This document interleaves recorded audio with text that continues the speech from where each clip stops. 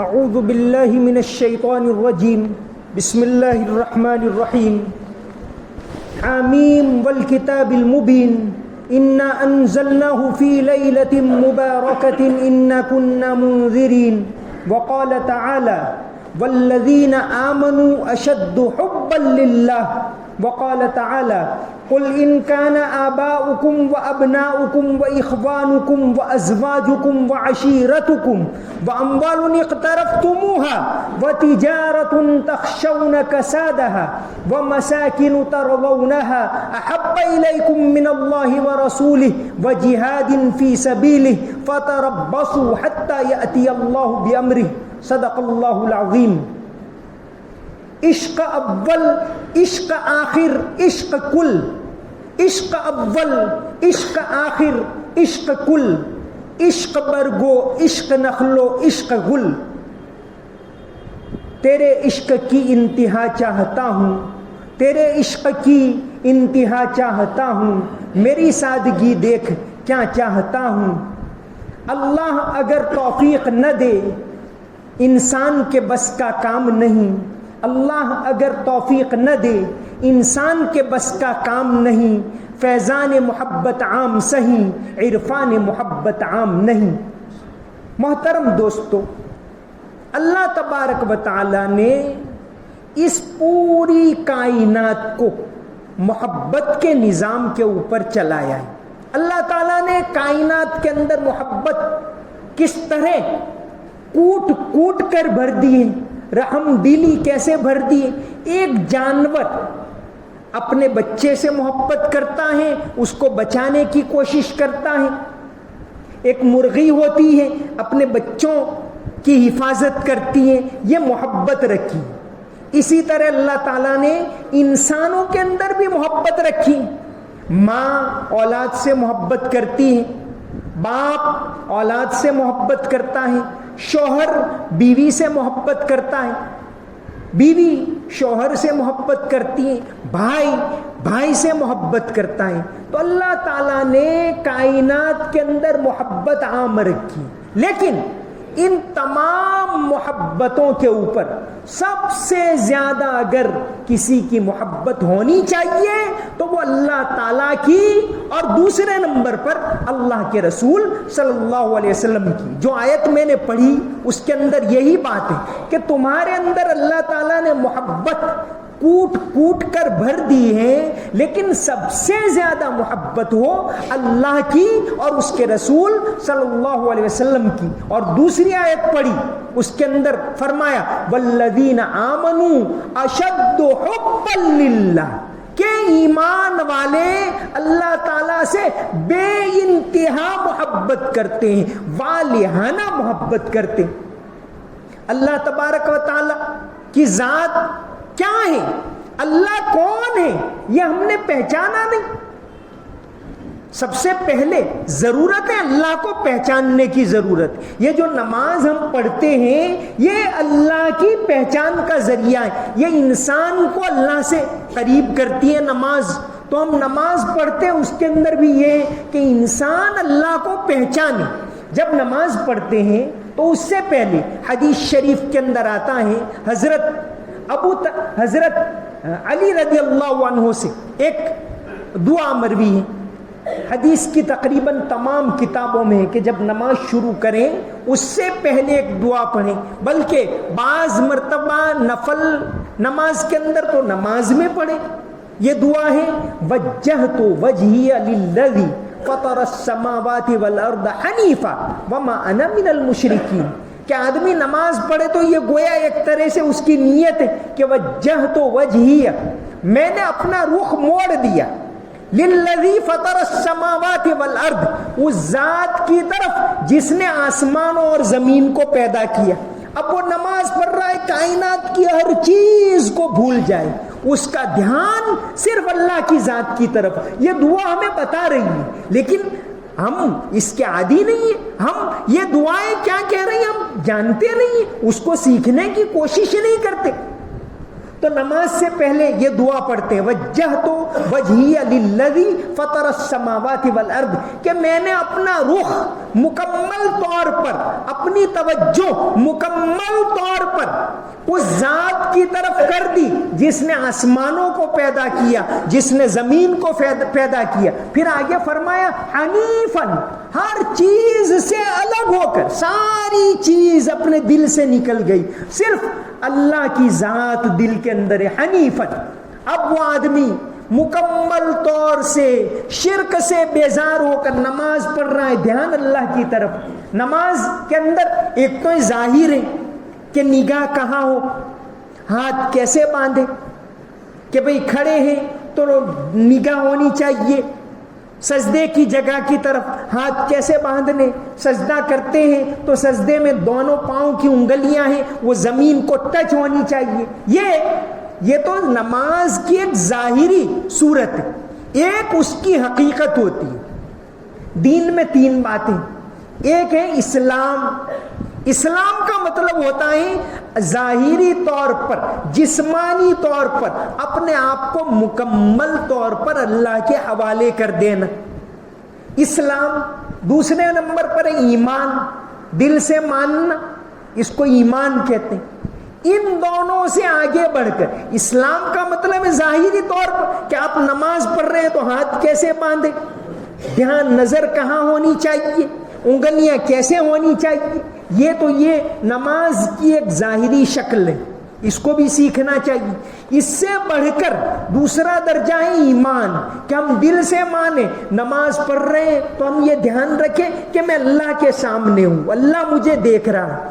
اللہ تبارک و تعالی یہ نماز، یہ اللہ کی بڑائی ہمیں بتاتی۔ بار بار نماز کے اندر آپ بولتے ہیں اللہ اکبر، اللہ بڑا، بلکہ ایک مسلمان کو یہ سکھایا گیا جب بچہ پیدا ہو تو سب سے پہلے اس کے کان میں کہو اللہ اکبر، اللہ بڑا، باقی سب کچھ چھوٹا۔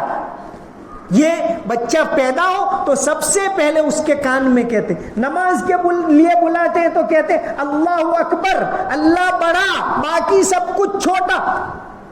نماز کے اندر آپ 2 رکعت میں 11 مرتبہ اللہ اکبر کہتے ہیں، 4 رکعت میں 22 مرتبہ اللہ اکبر کہتے ہیں۔ دن کی صرف فرض نمازوں میں، 5 وقت کی فرض نمازوں میں آپ 94 مرتبہ کہتے ہیں اللہ اکبر، اللہ بڑا، باقی سب چھوٹا۔ تو اللہ بڑا یہ بات ہمارے دل کے اندر بیٹھی، اصل یہ بات ہے کہ ہمارے دل میں اس کی بڑائی بیٹھ جائے۔ آدمی اللہ کو کیسے پہچانے گا؟ اس کی نشانیوں سے۔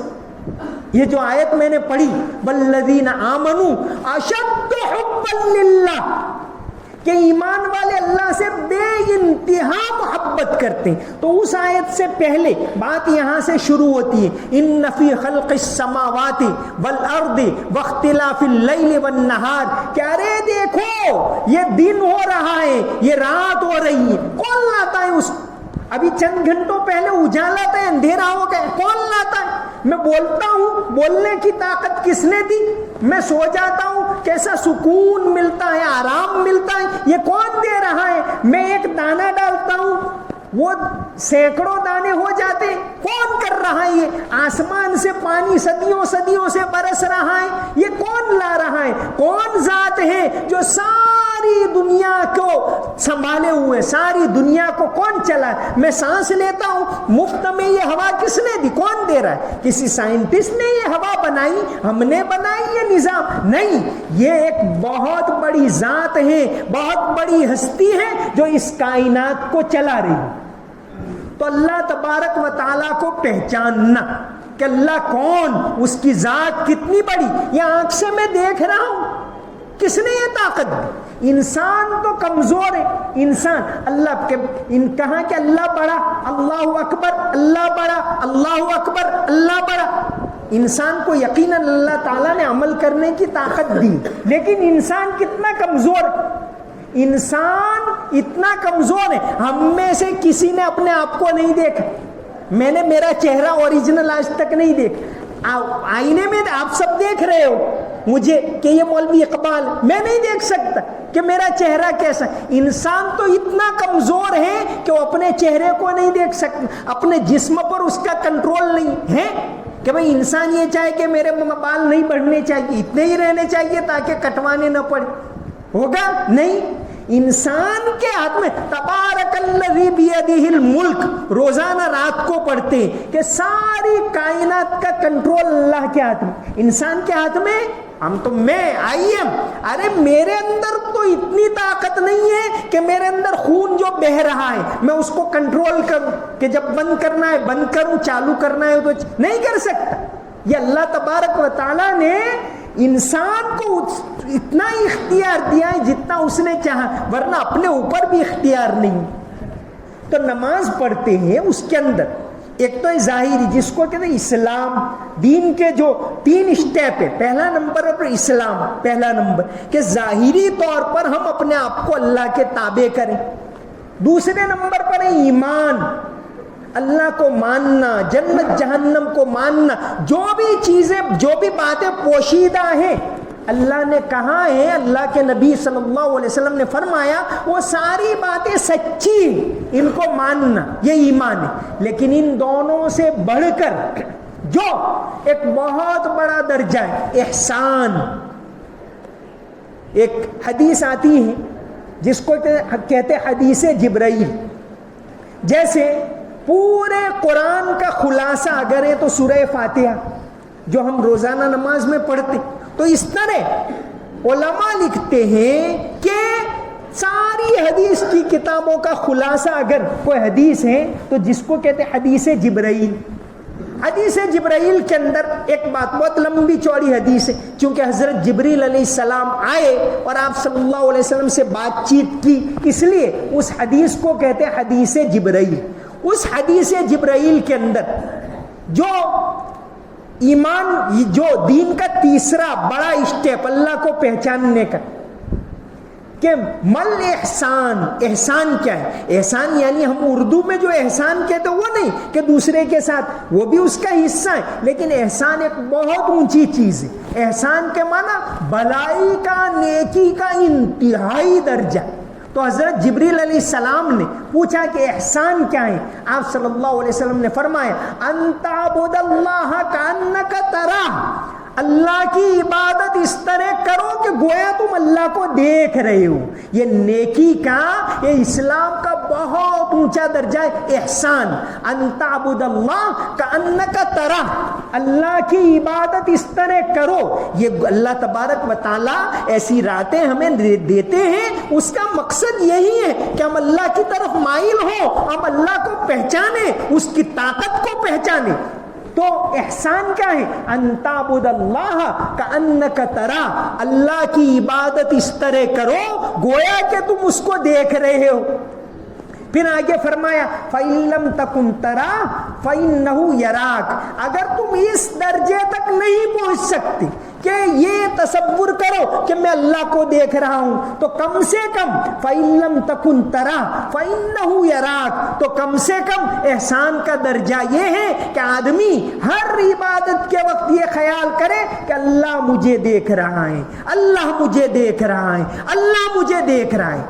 وہ اللہ تبارک و تعالیٰ کی ذات جس نے ہم کو پیدا کیا، جس نے بولنے کی طاقت دی، جس نے یہ سورج بنائے. اللہ تبارک و تعالیٰ کتنے بڑے.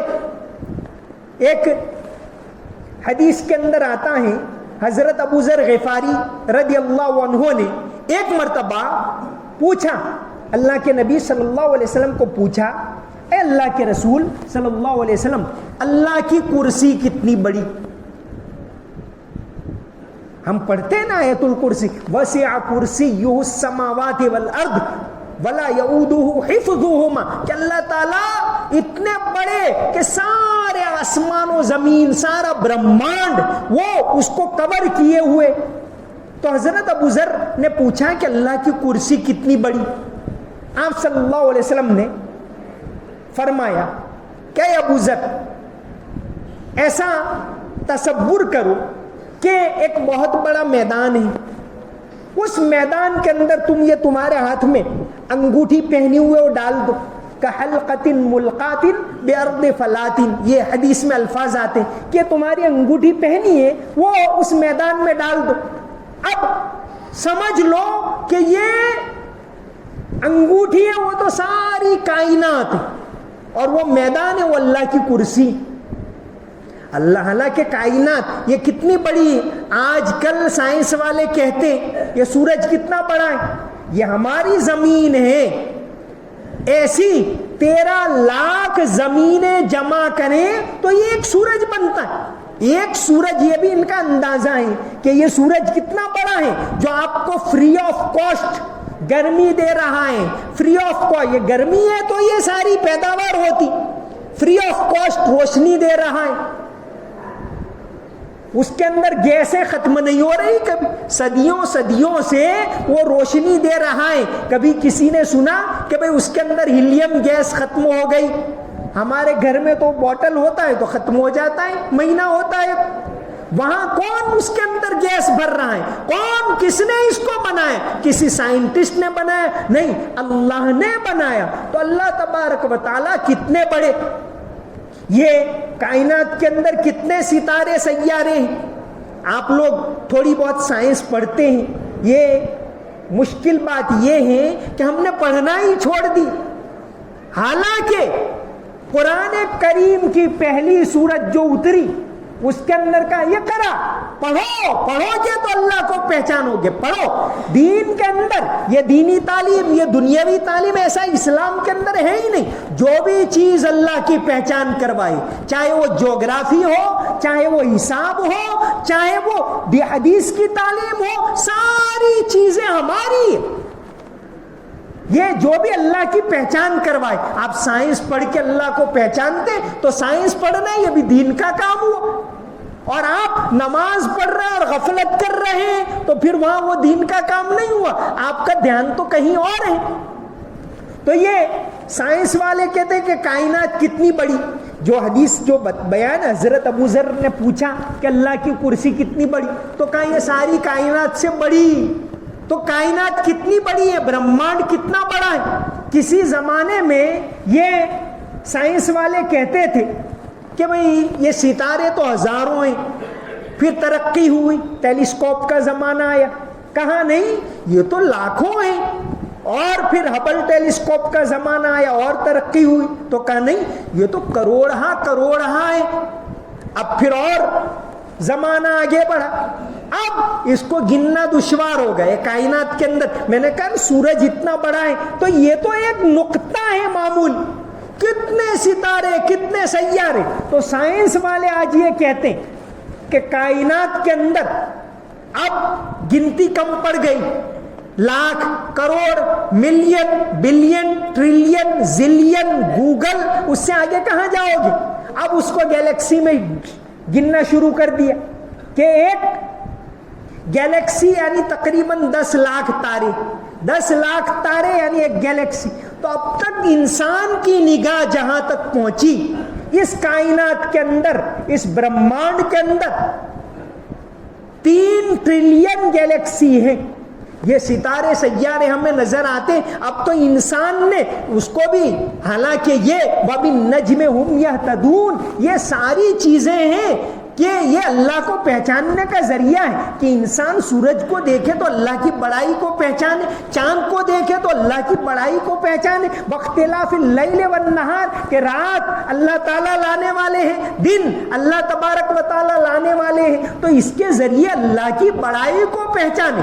تو ابھی سائنس والے یہ کہتے ہیں کہ اس کائنات کے اندر 3 ٹریلین گیلیکسی ہیں، اور ابھی تو اس سے زیادہ کتنی پتہ نہیں. اب تک تو انسان اتنی ترقی کر پایا ہے. وَالسَّمَاءَ بَنَيْنَاهَا بِأَيْدٍ وَإِنَّا لَمُوسِعُونَ، کیا ہماری قدرت بہت زیادہ وسیع ہے. کتنی وسیع کسی کو پتہ نہیں. ابھی تو اتنی نگاہ انسان کی پہنچی کہ 3 ٹریلین، ایک ہوتا ہے ملین، ایک پر 6 صفر لگاؤ، جس کو ہماری زبان میں 10 لاکھ کہتے ہیں، ویسٹ میں اس کو کہتے ہیں ملین. پھر ہوتا ہے ایک بلین، ایک پر، وہاں اپنے یہاں 2 صفر بڑھتے ہیں. لاکھ تو 5 صفر ہیں، کروڑ 7 صفر ہیں، ارب 9 صفر ہیں، وہاں 3 بڑھتے ہیں. کہ 1 ملین یعنی 1 پر 6 منڈے لگاؤ، 1 بلین تو 1 پر 9 منڈے لگاؤ جس کو 1 ابج کہتے ہیں، 1 ٹریلین یعنی 1000 ابج، 1000 ارب، تو کہتے ہیں اب تک 3 ٹریلین اور اس سے زیادہ کتنے، 3 ٹریلین تارے نہیں، 3 ٹریلین گیلیکسی، تو اللہ تعالیٰ کتنے بڑے. تو اللہ تبارک و تعالیٰ کی ذات کو پہچاننا، تو احسان کا درجہ ایک ہے اسلام اور ایک ہے احسان. تو آپ صلی اللہ علیہ وسلم نے فرمایا ان تعبد اللہ کأنک ترا. کیا ہم نے ابھی کوشش کی کبھی کہ ہم اپنی ایسی نماز بنائیں کہ میں نماز پڑھ رہا ہوں، دھیان اللہ کی طرف. پہلے ہی کہا کہ وجہت وجہی للذی، کہ جب نماز شروع کرو تو یہ دعا پڑھ لو کہ میں نے ساری کائنات کو چھوڑ دیا، اب میرا تعلق اللہ سے، میں اللہ سے بات کر رہا ہوں. اللہ اکبر، اللہ بڑا، اللہ بڑا، اللہ بڑا. تو نماز کے اندر یہ دھیان پیدا کرو. پتہ نہیں وہ علامہ اقبال نے ایک شعر کہا کہ مسجد تو بنا دی شب بھر میں ایمان کی حرارت والوں نے. لاہور کے اندر ایک مسجد ہے شب بھر اس کا نام ہے، کیونکہ راتوں رات بنا دی تھی. تو علامہ اقبال نے کہا کہ مسجد تو بنا دی شب بھر میں ایمان کی حرارت والوں نے، من اپنا پرانا پاپی ہے برسوں میں نمازی بن نہ سکا. ارے اقبال صاحب، یا تو من تو کہا، ابھی تو ہمارا جسم بھی نمازی نہیں بنا. اصل نماز تو یہ ہے ان تعبد اللہ کأنک ترا قد افلح المؤمنون. وہ مومن کامیاب ہو گئے الذین هم فی صلاتهم خاشعون، کہ جب وہ نماز پڑھتے ہیں تو ان کا دھیان اللہ کی طرف ہوتا ہے. تو یہ درجہ ہے. ایک بہت بڑے بزرگ گزرے ہیں، حاجی امداد اللہ مہاجر مکی رحمت اللہ علیہ، بہت بڑے اللہ والے. 1857 کی جنگ میں خود شامل تھے، بعد میں ہجرت کر کے مکہ چلے گئے. 1899 میں مکہ میں ان کا انتقال ہوا. یہ جو اللہ والے ہوتے ہیں، بڑے لوگ ہوتے ہیں، یہ حاجی امداد اللہ کے بارے میں ایک بات بیان کی ہے مولانا عبداللہ سلیم. شکاگو کے اندر ایک بہت بڑے عالم ہیں جو پہلے دیوبند میں پڑھاتے تھے. دیوبند میں یہ شیخ القراء، بہت بڑے قاری، بہت بڑے عالم، اب وہ شکاگو کے اندر رہتے ہیں. یہ وہ یاسر ندیم صاحب ایک بڑے عالم ہیں، ان کے نانا ہوتے عبداللہ سلیم. انہوں نے حاجی امداد اللہ کا ایک واقعہ بیان کیا ہے، احسان کیا ہے اس کے اوپر. وَوَصَّيْنَا الْإِنسَانَ بِوَالِدَيْهِ احسانا. تو احسان کیا؟ یہ احسان یعنی ہم اردو میں احسان کہتے ہیں، وہ نہیں. احسان کے معنی نیکی کے انتہائی درجے تک پہنچ جانا. آدمی ہر وقت یہ تصور کرے کہ اللہ مجھے دیکھ رہا ہے. تو بیان کیا ہے مولانا عبداللہ سلیم جو ابھی شکاگو کے اندر رہتے ہیں، انہوں نے یہ تفسیر کے اندر اس آیت کے تحت بیان کیا ہے کہ حاجی امداد اللہ کو ایک مرتبہ پوچھا کہ اگر آپ اللہ کے پاس پہنچ جائیں، اس کے بعد اللہ تبارک و تعالی آپ کو پوچھے کہ آپ کی کوئی خواہش ہے، آپ کی کوئی وش ہو تو ہم پوری کریں. اگر اللہ تبارک و تعالی آپ کو پوچھے کہ آپ کی کوئی وش ہو تو بتاؤ ہم پوری کریں، تو آپ کیا کرو گے، آپ کیا کہو گے؟ یہ حاجی امداد اللہ کو پوچھا. تو حاجی امداد اللہ نے کہا کہ میں اللہ تعالیٰ سے کہوں گا کہ اے اللہ مجھے یہ چانس دے کہ میں عرش کے نیچے مصلی بچھا کے 2 رکعت نماز پڑھوں. نماز کے اندر کتنی لذت ہوگی، کیسی اللہ کی پہچان. ہم آج اس کو یہ ایسی نماز ہم بنا نہیں سکے. تو نماز تو یہ ہے، اللہ کی پہچان یہ ہے. اور وہ لوگ اللہ کو کس لیے پہچانتے تھے کہ بچپن سے ان کے دل میں بات ڈالی جاتی تھی، اللہ بڑا، اللہ بڑا، اللہ بڑا، اللہ بڑا. یہ سب اللہ نے پیدا کیا، کھانا اللہ دے رہا.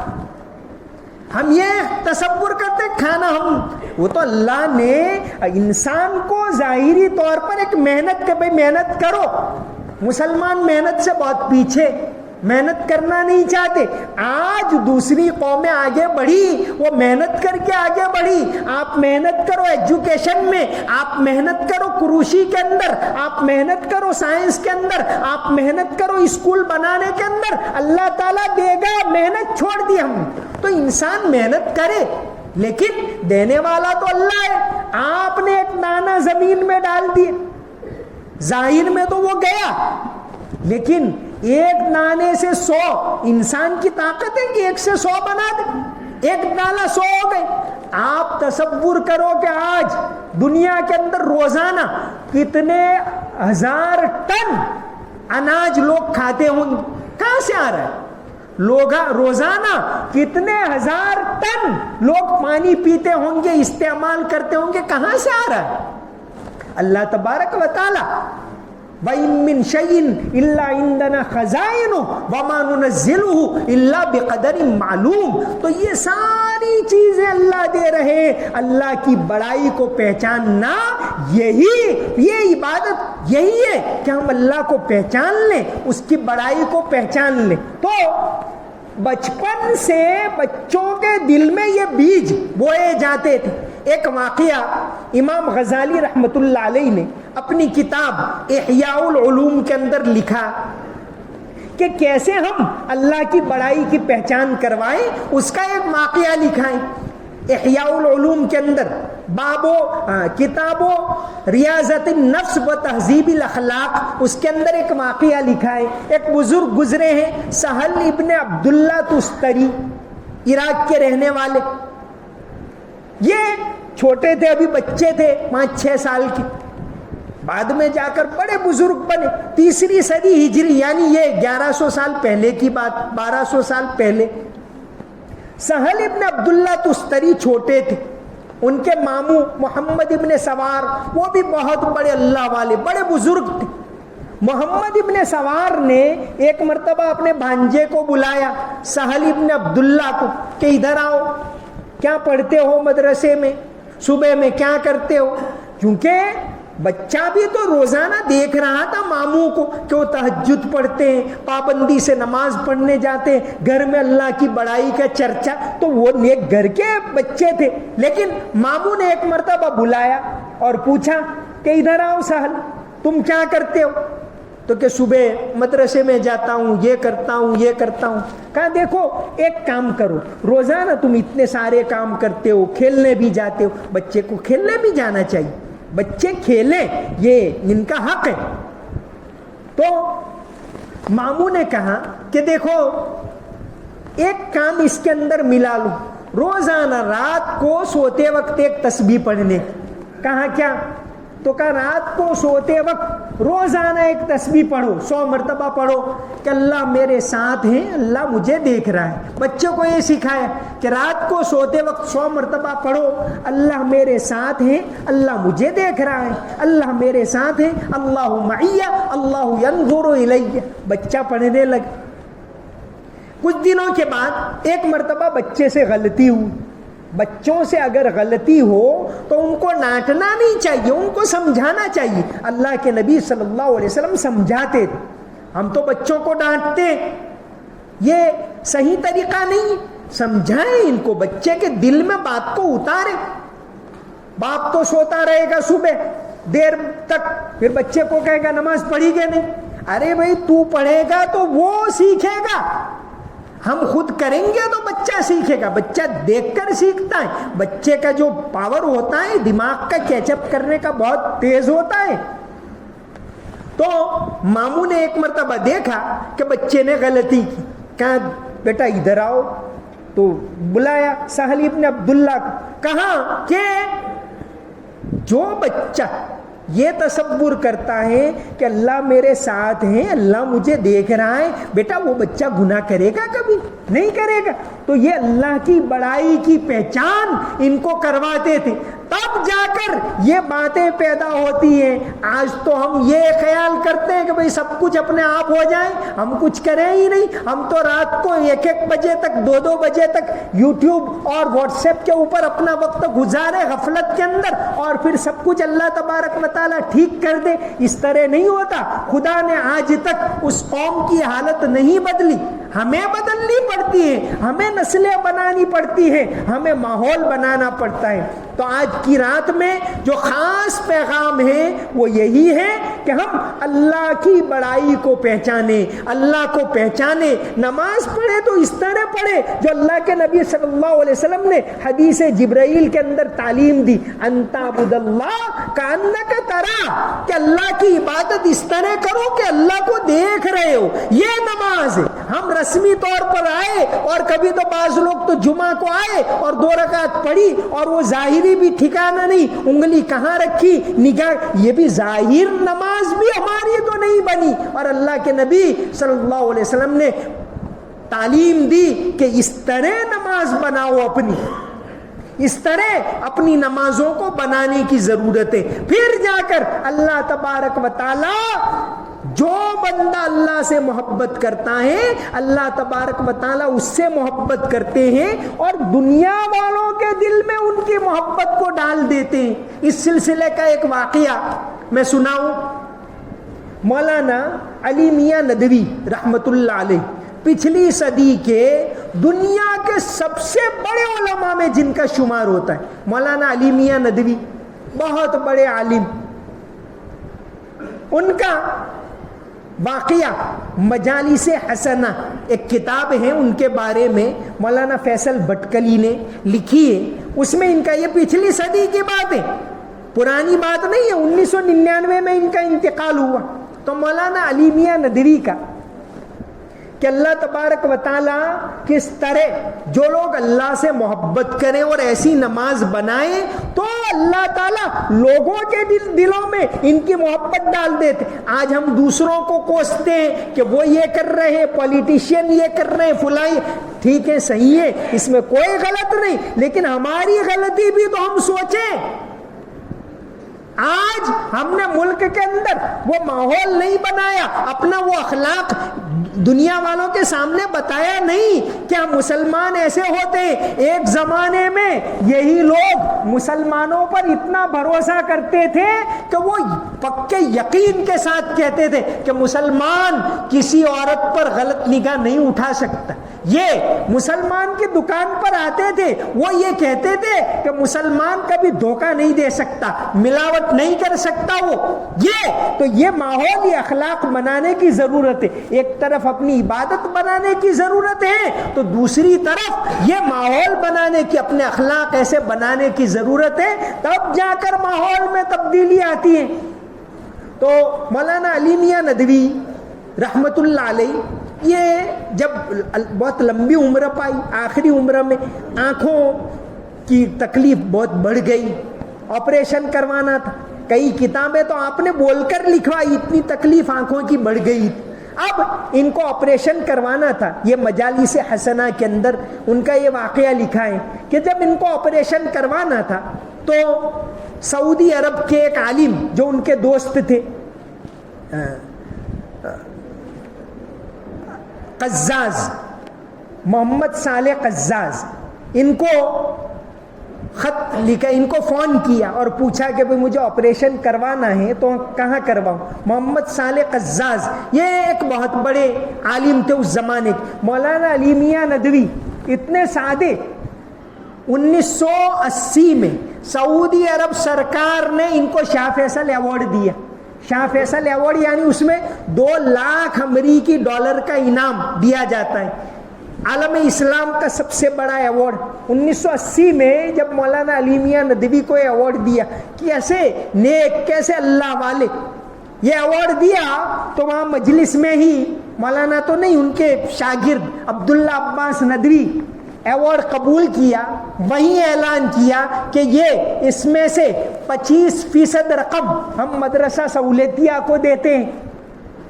سعودی عرب میں حنفی فقہ کا ایک بہت بڑا مدرسہ ہے، تو کہا 25% رقم مدرسہ سہولتیہ کو اور 25% رقم جماعت و تحفیظ القرآن، یہ محمد صالح قزاز، انہوں نے عرب ملکوں میں حفظ کرنے کا رواج بہت کم ہو گیا، ہمارے یہاں تو الحمدللہ بڑی تعداد میں لوگ حافظ ہو رہے ہیں، قرآن کو یاد کر رہے ہیں، اللہ تبارک و تعالیٰ کی مہربانی ہے۔ تو یہ تحفیظ القرآن کر کے ایک ادارہ انہوں نے قائم کیا کہ عربوں میں قرآن یاد کرنے کا رواج ڈالیں، تو مولانا نے اعلان کیا کہ 25% رقم مدرسہ سہولتیہ کو، 25% رقم جماعت و تحفیظ القرآن کو، اور 50% رقم افغانستان کے اندر جو لوگ پریشان ہیں ان کو، بالکل 1 روپیہ بھی نہیں لیا، ایسے لوگ ہوتے تھے۔ تو 2 لاکھ امریکی ڈالر کا ان کو انعام ملا، تو اس طرح دے دیا۔ تو محمد صالح قزاز جو یہ جماعت و تحفیظ القرآن چلاتے تھے، ان کے دوست تھے، تو ان کو پوچھا کہ میں آپریشن کہاں کرواؤں، انہوں نے رائے دی کہ آپ امریکہ میں آپریشن کرواؤ۔ مولانا ظاہر ہے بہت بڑے آدمی، انٹرنیشنل آدمی، تو کہاں امریکہ میں آپریشن کرواؤ، طے ہو گیا۔ مولانا محمد عمر پالن پوری رحمت اللہ علیہ کو پوچھا حضرت نے، مولانا علی میاں نے، کہ بھئی مجھے آپریشن کروانا ہے، تو حضرت نے یہ بات لکھتے ہیں فیصل صاحب کہ مولانا محمد عمر پالن پوری نے کہا کہ دیکھیے دونوں جگہ UK میں بھی مناسب ہے، امریکہ میں بھی آپ کروا سکتے ہیں، لیکن میری رائے یہ ہے کہ یہودی ڈاکٹر سے آپریشن مت کروانا، عیسائی ڈاکٹر سے کروانا۔ ٹھیک، پھر تیسرا شیخ زکریا رحمت اللہ علیہ جو اس زمانے میں سعودی عرب میں رہتے تھے مدینہ میں، ان کو فون کیا، حضرت نے فوراً دعا کروائی اور ان کے لیے ایک آدمی عمرے کے لیے بھیجا کہ اللہ تبارک و تعالیٰ آپریشن کو کامیاب کرے۔ اب آپریشن کروانے گئے امریکہ کے اندر، اس زمانے میں جو بہت بڑے آنکھ کے ماہر تھے، اس میں سے ایک ڈاکٹر مومانی کر کے تھے، اور مولانا نے یہ لکھا ہے اندر کتاب میں، اور ایک ڈاکٹر شیلے تھے۔ ڈاکٹر مومانی تو یہودی تھے اور ڈاکٹر شیلے تھے وہ عیسائی تھے۔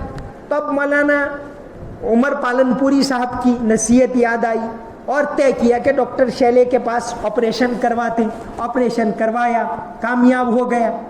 کتنی رقم ادا کرنی، انٹرنیشنل لیول کے اور بہت بڑے ڈاکٹر، کہاں کتنی رقم ادا کروانی، کہا کچھ بھی نہیں، ہم نے، آپ چونکہ بڑے مذہبی اسکالر ہو تو ہم نے آپ کا آپریشن فری آف کاسٹ کیا، اتنا ہی نہیں، اتنے جتنے دنوں سے آپ ہاسپٹل کے اندر داخل ہو روزانہ ہم چرچ میں آپ کے لیے دعا کرواتے۔ تو جو کہنے کی بات یہ ہے کہ آدمی جب اللہ سے محبت کرے، ایسی نماز بنائے ان تعبد اللہ کانک تراہ، تو اللہ تبارک و تعالی جیسے رسول صلی اللہ علیہ وسلم نے فرمایا کہ لوگوں کے دلوں کے اندر ان کی محبت ڈال دیتے ہیں کہ لوگ پھر ان سے محبت کرنے لگتے ہیں۔ تو خیر آج کی رات وہ بھی یہی پیغام دیتی ہے۔ بہت کم ایسے موقع ملتے ہیں کہ ہم رات کو اللہ کی عبادت کریں۔ یہ تہوار، یہ گھومنے پھرنے کا، جو رمضان عید اور بقرہ عید ہوتی ہیں وہ تو تہوار ہیں، باقاعدہ دن کے تہوار، یہ رات کا ایک تو ہوتی ہے راتوں کی عبادت ہوتی ہے، اس میں ایک شب قدر ہوتی ہے، ایک عرفہ یعنی عید کی رات ہوتی ہے، اور ایک رمضان عید کی رات ہوتی ہے، ایک یہ رات نصف شعبان کی رات۔ حدیث شریف کے اندر آتا ہے، حضرت علی رضی اللہ عنہ سے مروی ہے کہ جب اذا کان لیلۃ النصف من شعبان، کہ جب شعبان کی 15ویں رات ہو تو اس رات میں عبادت کرو، فقوموا لیلہا وصوموا نہارا، اور اس کے دن میں روزہ رکھو۔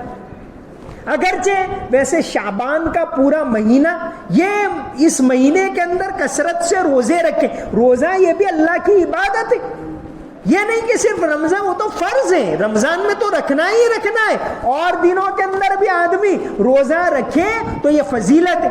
تو ویسے 15 شعبان یہ رات ہے، اس رات کی عبادت مستحب ہے۔ کوئی فرض نہیں ہے. آدمی نہ جاگے تو کوئی حرج نہیں کہ بھئی یہ کیوں نہیں اٹھا, یہ کیوں نہیں آیا, ہمیں دوسروں کا دیکھنے کی ضرورت نہیں, مستحب ہے.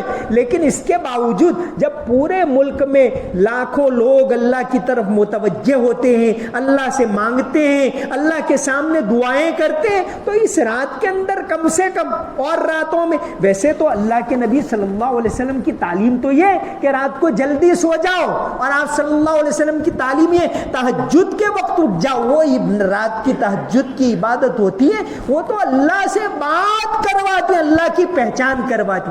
لیکن اگر اور دنوں میں ہم تہجد کی نماز نہیں پڑھ سکتے تو کم سے کم اس رات کے اندر عبادت کریں, اللہ کی طرف متوجہ ہوں, دعائیں کریں, کچھ گھنٹے سو بھی جائیں, اس کے علاوہ عبادت کریں, نمازیں پڑھیں. کوئی خاص نماز کہ بھئی اتنی ہی رکعت یہی کرنا ہے, یہ جیسے تراویح کی رکعت کے بھئی 20 ہے, یہاں ایسا کچھ نہیں ہے. جو بھی نفل نمازیں پڑھ سکتے ہیں پڑھیں. اپنی اگر پچھلی نمازیں چھوٹ گئی ان کی قضا کریں, قرآن پڑھیں, تسبیح پڑھیں, اللہ کی طرف دھیان, باقی سب کچھ بھول جائیں. اللہ بڑا ہے, اللہ نے مجھے پیدا کیا, اللہ مجھے روزی دے رہا ہے, اللہ نے مجھے تندرستی دی, اللہ تعالیٰ مجھے نیند دے رہا ہے, اللہ تبارک و تعالیٰ میرے جسم میں خون دوڑا رہا ہے, اللہ نے یہ ساری چیزیں دی ہے, کھانا اللہ دے رہا ہے, پانی اللہ دے رہا ہے. تو اس اللہ کو یاد کریں اور گناہوں سے معافی مانگے. اس رات کے اندر اللہ تبارک و تعالی گناہوں کو معاف کرتے ہیں, بندوں کو معاف کرتے ہیں, اور ایسی معافی مانگنے کی, اللہ سے دعائیں کرنے کی راتیں بہت کم نصیب ہوتی ہیں. تو جو بھی رات ہے اس کو غنیمت سمجھے. پتہ نہیں آئندہ سال یہ رات مجھے ملے گی یا نہیں ملے گی, کچھ بھی معلوم نہیں. تو ایسا موقع اللہ نے دیا ہے, تو اس رات کے اندر اللہ تبارک و تعالیٰ کی طرف متوجہ ہوں اور اللہ سے خوب دعائیں کریں, اللہ سے مانگیں. آپ احباب یہاں مسجد میں جمع ہوئے ہیں, اللہ کی طرف ظاہر ہے کہ آپ کو اللہ سے محبت ہے, آپ چاہتے ہیں کہ ہم کچھ دین کی بات سنیں, اسی لیے تو جمع ہوئے. تو ایک واقعہ سنا کر اب اپنی بات کو میں ختم کروں. شاہ رفیع الدین مراد آبادی ایک بہت بڑے عالم گزرے ہیں, شاہ ولی اللہ کے شاگرد, اور 1287 میں عیسوی سن 1787 میں حج کو گئے, یعنی 250 سال پہلے. انہوں نے حج میں گئے, اس پورے حج کے سفر کا اپنی پوری آپ بیتی لکھی ہے کہ ہم اس طرح گئے. سورت سے حج میں گئے تھے, اس زمانے میں لوگ سورت سے جاتے, تو اپنی پورے حج کی ساری رودات آپ بیتی انہوں نے لکھی ہے. الرحلۃ الہندیہ الی الجزیرۃ العربیہ, ایسی کتاب لکھی ہے. اس میں انہوں نے ایک واقعہ لکھا ہے. مولانا لکھتے ہیں, خود اللہ والے, خود بڑے عالم, خود اللہ کو پہچاننے والے, اللہ کی عبادت کرنے والے, وہ حج میں گئے تو انہوں نے ایک واقعہ لکھا ہے کہ وہاں علی بغدادی رحمت اللہ علیہ, جو عراق کے ایک بڑے عالم تھے, بڑے اللہ والے تھے, انٹرنیشنل پہچان رکھنے والے, وہ آئے ہوئے تھے. میں نے ارادہ کیا کہ حضرت سے ملوں, کئی مرتبہ ملاقات ہوئی. ایک دن ایسا ہوا, مولانا لکھتے ہیں 1787 میں حج کیا, تو لکھتے ہیں کہ ایک دن ایسا ہوا کہ کعبۃ اللہ کے سامنے مولانا علی بغدادی صاحب بیٹھے ہوئے, ان کے پاس مجھے بھی جگہ مل گئی. حالانکہ وہ خود اللہ والے, خود بڑے آدمی, خود اللہ کو پہچاننے والے. کہتے ہیں کہ بات چیت ہوئی. میں نے علی بغدادی رحمت اللہ علیہ سے کہا کہ حضرت یہ ایک بہت عبرت کی بات میں کہہ رہا ہوں. کہا کہ حضرت میرے لیے دعا کرو کہ اللہ تعالیٰ میرا حج قبول کرے. کہا علی بغدادی نے, مولانا لکھتے ہیں کہ علی بغدادی نے ایک عجیب بات کہی. علی بغدادی رحمت اللہ علیہ نے کہا, ارے اللہ تبارک و تعالیٰ نے آپ کو اپنے گھر بلایا ہے, آپ اپنے گھر میں کس کو بلاتے ہو؟ جو جس سے آپ محبت کرتے ہو اس کو بلاتے ہو, جس سے اچھی پہچان ہو اس کو بلاتے ہو. کسی اجنبی کو نہیں بلاتے، جس سے محبت ہو اس کو بلاتے ہو، جس سے نفرت ہو اس کو آپ نہیں بلاتے، دشمن ہو اس کو نہیں بلاتے، دوست ہو اس کو بلاتے ہو۔ تو یہاں ہمیں کس نے بلایا ہے؟ علی بغدادی نے، اللہ نے بلایا ہے۔ جب اللہ نے بلایا ہے تو اللہ تبارک و تعالی ضرور حج قبول کریں گے۔ تو اس طرح یہ رات ہم کو اللہ تعالیٰ نے دی ہے، یہاں بلایا اللہ نے۔ ظاہر ہے آپ لوگ آئے اللہ کی بات سننے کے لیے آئے، جب اللہ کی بات سننے کے لیے آئے ہیں اور اخلاص کے ساتھ آج ہم اللہ کی عبادت کریں گے، اللہ کے سامنے روئیں گے، اللہ سے معافی مانگیں گے، تو پوری امید ہے جب اللہ نے بلایا ہے ہمیں اس کے گھر کے اندر تو انشاءاللہ اللہ تبارک و تعالی ہماری عبادت کو قبول کریں گے، اللہ ہماری دعاؤں کو قبول کریں گے۔ تو بڑی قیمتی رات ہیں، ایسی راتیں بہت کم نصیب ہوتی ہیں، اور دنوں کے اندر گھنٹوں تک آپ موبائل میں وقت بیکار کرتے ہیں، آپ کو نیند نہیں آتی۔ یہاں تو اللہ کی عبادت کرنا ہے، جس نے ہم کو پیدا کیا اس کو یاد کرنا ہے، اس سے دعائیں کرنا ہے، تو انشاءاللہ اللہ تبارک و تعالی ہماری دعاؤں کو سنیں گے۔ تو ضرورت اس بات کی ہے کہ ہم اپنی نمازوں کو بنائیں۔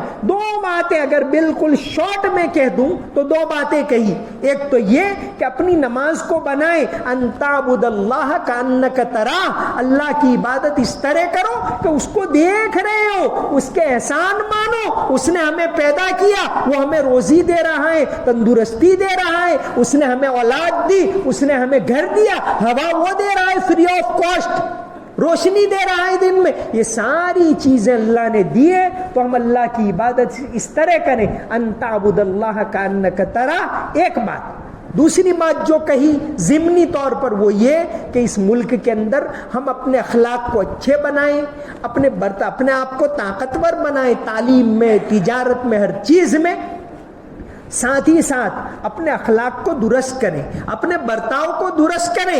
ایک زمانے میں دوسرے لوگ بھروسہ کرتے تھے کہ مسلمان دھوکہ نہیں دے سکتا، مسلمان کا پڑوسی بھوکا نہیں رہ سکتا، چاہے وہ پڑوسی مسلمان ہو چاہے غیر مسلم ہو۔ تو نئے سرے سے آج ہمیں ملک کے اندر وہ ماحول بنانے کی ضرورت ہے۔ اللہ تبارک و تعالی ہم سب کو عمل کی توفیق عطا فرمائے، اللہ تعالی ہمیں اس کی پہچان کروائے، اللہ تبارک و تعالی صحیح طریقے سے ہمیں نمازیں پڑھنے کی توفیق عطا فرمائے، اللہ تبارک و تعالی ہمیں اخلاق والی زندگی نصیب فرمائے، اللہ تعالی ہر طرح کے فتنوں سے ہماری حفاظت فرمائے۔ وآخر دعوانا ان الحمدللہ رب العالمین۔ اعلان نکل رہا تھا، ہم سب کو معلوم ہے کہ گزشتہ کل حادثہ ہوا، اس میں ہمارے گاؤں کے 2 افراد علی بھائی موڑا سے